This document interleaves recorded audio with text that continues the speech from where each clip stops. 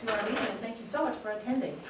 My name is Audrey Graham, and I'm a member of the Grand County Council, and I'm excited tonight to introduce you to the Utahns for Ethical Government and the initiative that they are running to put a ballot initiative in front of the voters in 2010. It would not be this year, it would be November of 2010 that this would come before us.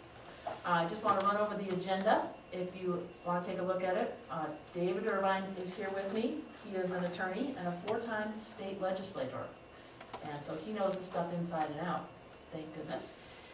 He will speak for about 15 minutes on why we need this, and then another 15 or so on the specifics of the initiative. And then we have Kevin Clyde, who's back there with the camera, and he's a local businessman and supports the initiative. And last week we did have Mayor Dave here. However, he was unable to come tonight. He may stop in if he can, but he's fully in support of this initiative as well. After that, I will go over some into the signature gathering process, if need be, and if people are interested. And we will have a question and answer session. At that time, you'll have 2 minutes to ask questions and things, or more, since we don't have very many people here.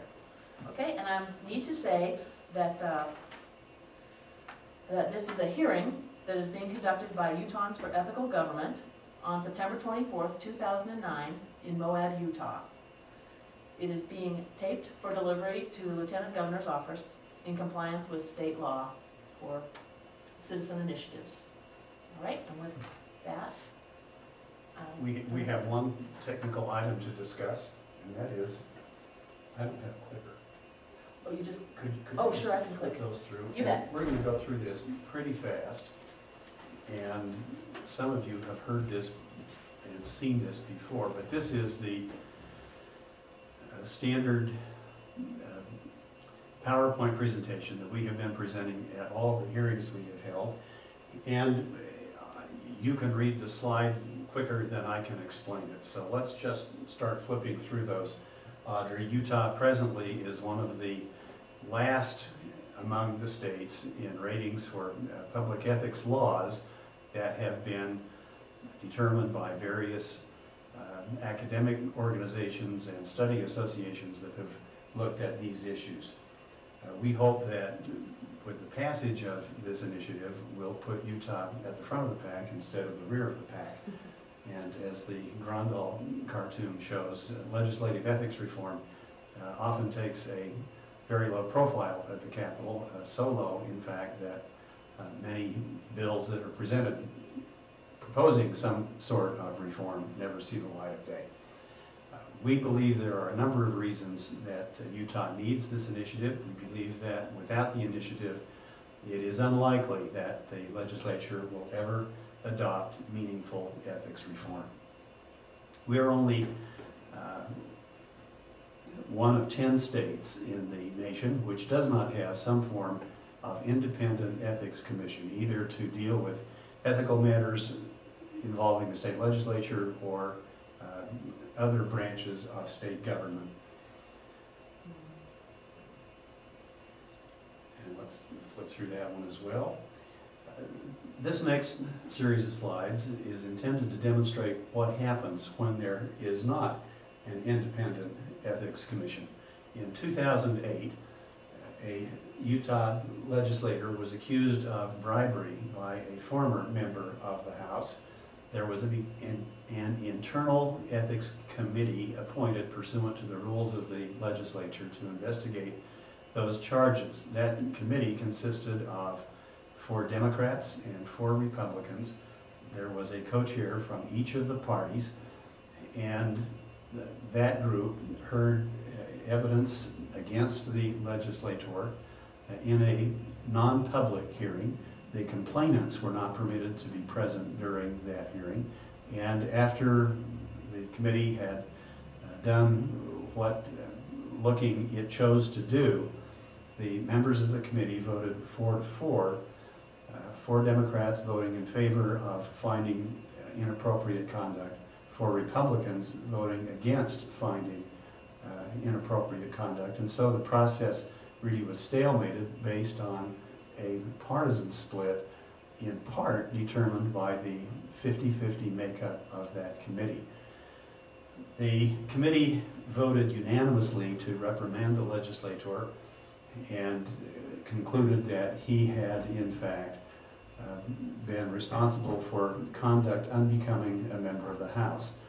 The unanimous recommendation of the committee also was that in its collective opinion, members did not feel that they had a sufficient understanding of the ethics rules applicable to members of the legislature, and that those rules were not sufficiently clear, that they felt comfortable interpreting them with respect to the conduct that had been alleged.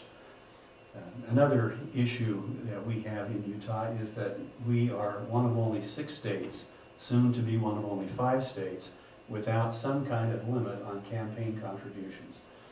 And we are extremely concerned that over the years there has been an increasing demonstration of the power of unlimited contributions to legislators by special interests in the state. Special interest groups in Utah provide most of the money that funds legislator campaigns. 81% of the funds for the last election cycle for legislative races came from special interests, and that's a significant number. There are a great number of candidates who run for the legislature, primarily incumbents, whose campaign funds are almost entirely donated by special interest groups and political action committees. Corporations in Utah may donate unlimited amounts of corporate money to political campaigns in the state. This is in sharp contrast with the practice in other states of the Union. It's in sharp contrast to the federal election laws, which restrict federal candidates from accepting money from unions and from corporations. Let's just flip back to the previous slide, Audrey, for a moment. Ooh, I don't know how to do it. In 2008, I believe the slide should say,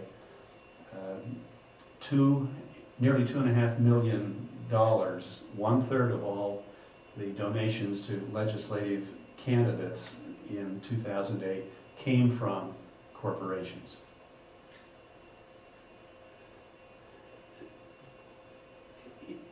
In the 2008 election cycle, one company in Utah, which has a very aggressive legislative program, spent over $500,000 on state legislative races. This money went to candidates from both parties, and that same company contributed $400,000 to congressional candidates through its political action committee, and spent $1 million on lobbyists. 80% of the sitting legislators received contributions from that corporation. And I should just note that these contributions are made because corporations and other interest groups have discovered that it is in their political interest to make those kinds of contributions and to build relationships with legislators that will either result in a favorable vote on their policy or their proposal, or at least ensure a greater degree of access than the average citizen is likely to have. Legislators who receive campaign contributions from any individual or from a political action committee or from a corporation, under Utah law, are permitted to spend those funds pretty much as they desire. There's no restriction on the way campaign funds may be expensed or distributed. Legislators, legislative candidates can use those funds on any number of personal expenses. They can use them in some cases to make house payments, to make car payments, to buy this or buy that. And we believe that when people contribute money to a political campaign, there's sort of a trust relationship implied in that transaction. We expect when we donate money to candidates that it will be used to help elect so-and-so to the office for which the contribution is being sought.